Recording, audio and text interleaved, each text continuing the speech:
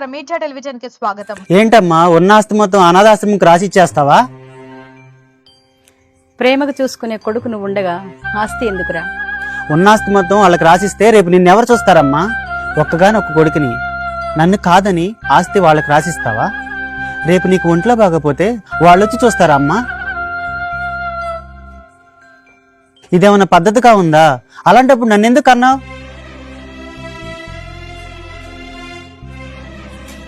చేరా, నేను ఇంకా ఎన్ని సంవత్సరాలు బ్రతుకుంటానంటావు?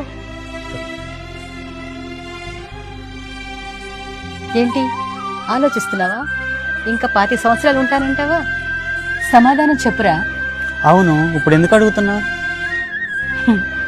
అయితే నన్ను సాకటానికి ఆస్తితో ఏం పనిరా?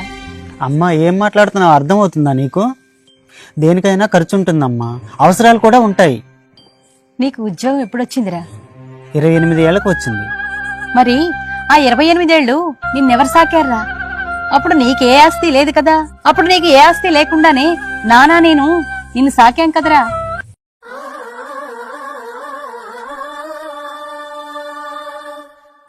బిడ్డల్ని సాకాలంటే మాత్రం తల్లిదండ్రులకి ఆస్తిపాస్తుల గురించి అవసరం లేదు. కానీ బిడ్డలకి మాత్రం తల్లిదండ్రులు చూడాలంటే ఆస్తిపాస్తులు కావాలా? నువ్వు నా కడుపులో పడ్డప్పటి నుంచి చూశాను.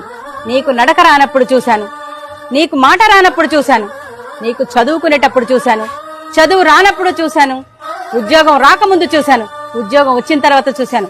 28 సంవత్సరాలు నువ్వు నాకు ఏ ఆస్తి పంచకపోయినా నిన్ను కష్టపడి సాకాను. ఇప్పుడు కూడా 28 సంవత్సరాలు నన్ను కూడా నువ్వు సాకవలసిందే. నీకు ఏ ఆస్తి ఇవ్వను, నేను ఏ పని చెయ్యను. అది నా హక్కు, అది నీ బాధ్యత. ఆస్తి ఇవ్వలేదని అన్నం పెట్టకపోతే ఏడ్స్తూ వెళ్లే తల్లిని అనుకుంటున్నావా? ఆస్తులు కూడబెట్టుకోవాలి, బంధాలు నిలబెట్టుకోవాలి, అది తెలుసుకో.